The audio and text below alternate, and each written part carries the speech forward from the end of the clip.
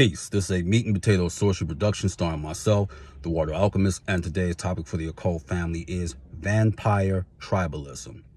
Basically, the premise of this video will focus on some tribes in the vampiric community. Now, before I get to that, let's talk about the classifications, and there's three. You have energy or psychic vampires, the sanguine or blood-drinking vampire, and the last is the lifestyle vampire. Now, with that stated, let's get into it. One of the tribes in the community, because there's too many to name, but one is Fandom. Now, basically, these are individuals that are fascinated with vampire lore in the movies, like the Twilight movies, the old Dracula portrayal by Bela Lugosi from Universal, Hammer's Christopher Lee, Buffy the Vampire Slayer. You pretty much get the gist of it. So these are people that are fascinated with the genre itself. And the other one is the Black Swan. Now, the Black Swan, this is very important. Black Swans basically are not vampires at all. They're just historians and basically allies of vampires. And some of them even serve as donors. Not all of them, some. So this could be on an energetic level or even a sanguine level. So those are Black Swans. The other one is the counterpart, the White Swans. Now, the White Swans see vampires as wannabes. They're clowns. So these White Swans, they could be family members, friends. They have disdain for the vampire community because they don't take it serious. Like you just watched or read too many Anne Rice novels. So that would be the White Swan. One group that I really want to spotlight is the emotional vampires. Now, these emotional vampires, they're even maligned in certain vampire circles. And basically, the emotional vampire are the ones that always have a complaint for everything. Everything is a worst case scenario. And their vampiric name is the Asari.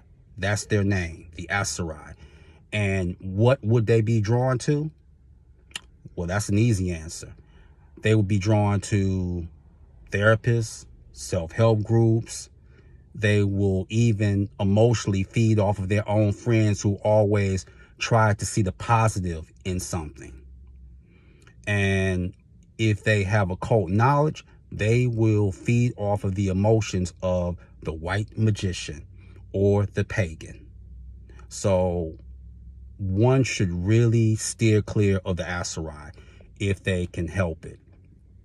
And again, the book that really spotlighted vampire practices is Dion Fortune's Psychic Self-Defense. When she wrote that book, it was based really off of a astral battle that she had with Mona Mathers. And Mona Mathers' husband, of course, is S.L. McGregor Mathers, who was one of the founders and leaders of the Order of the Golden Dawn. So those are some of the classes. And with the lifestyle vampire, they're basically in character pretty much all of the time. And they've taken a lot from Anne Rice's interview with the vampire. And we know sanguines, they'll drink blood. And we also know about the energy vampire and the ethical one. With the ethical vampire from the psychic vampire community, they don't feed off of anyone without really their permission, and they usually will take that energy so it can feed their etheric body. So those are just a few of the tribes. And if you would like more information, I recommend that you read Father Sebastian's Vampire Magic. 3 classes, various tribes. So if you want to explore your vampiric side, definitely do your research. And there's so many communities. There's communities in New Orleans, New York. I know that there was a community in Detroit right off of Joy Road in Greenfield. I know that for a fact. And with that, that is your meat and potato sorcery for the day. I am the Water Alchemist. Be water, my friends. Peace.